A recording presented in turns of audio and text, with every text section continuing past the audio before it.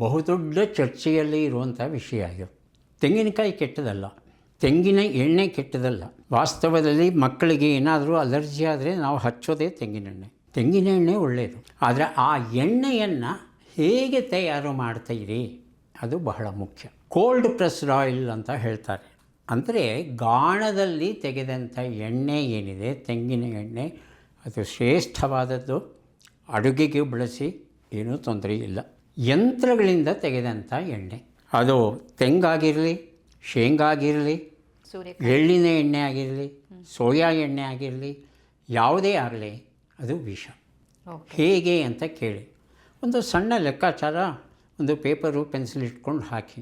ಇತ್ತೀಚೆಗೆ ಆನ್ಲೈನಲ್ಲಿ ಸಣ್ಣ ಪುಟ್ಟ ಯಂತ್ರಗಳು ಸಿಗುತ್ತೆ, ಎಣ್ಣೆಯನ್ನು ತೆಗೆಯುವಂಥ ಯಂತ್ರಗಳು.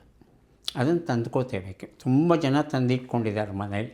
1 kg ಕಡಲೆಕಾಯಿ ಬೀಜ ತಂದು ನಾವೇ ಆ ಯಂತ್ರಕ್ಕೆ ಹಾಕಿ ಎಣ್ಣೆಯನ್ನು ತೆಗೆದರೆ 1 kgನಲ್ಲಿ 450 ಅಂದರೆ 500 ml ಅದು ಕಡಲೆಕಾಯಿ ಬೀಜದ ಗುಣಮಟ್ಟದ ಮೇಲೆ ಹೋಗುತ್ತೆ. 450ರಿಂದ 500 ml ಎಣ್ಣೆ ಸಿಗುತ್ತೆ. ಕಳೆದ ಸಲ ನಾನು ವಿಚಾರ ಮಾಡಿದಾಗ 1 kg ಶೇಂಗಾಗೆ 300 ರೂಪಾಯಿ ಬೆಲೆ ಇತ್ತು. 300 ರೂಪಾಯಿ ಕೊಟ್ಟು ನಾನು 1 kg ಶೇಂಗಾ ತೆಗೆದು ಎಣ್ಣೆ ತೆಗೆದರೆ ನನಗೆ ಸಿಗೋದು ಹೆಚ್ಚು ಕಡಿಮೆ ಅರ್ಧ ಲೀಟರ್. ಹಾಗಿರುವಾಗ 250-300 ರೂಪಾಯಿಗಳಿಗೆ ಒಂದು ಇಡೀ kg ಎಣ್ಣೆ ಕೊಡ್ತೀನಿ ಅಂತ ಅಂಗಡಿಯವನು ಹೇಳ್ತಾನಲ್ಲ, ಇದು ಹೇಗೆ ಸಾಧ್ಯ?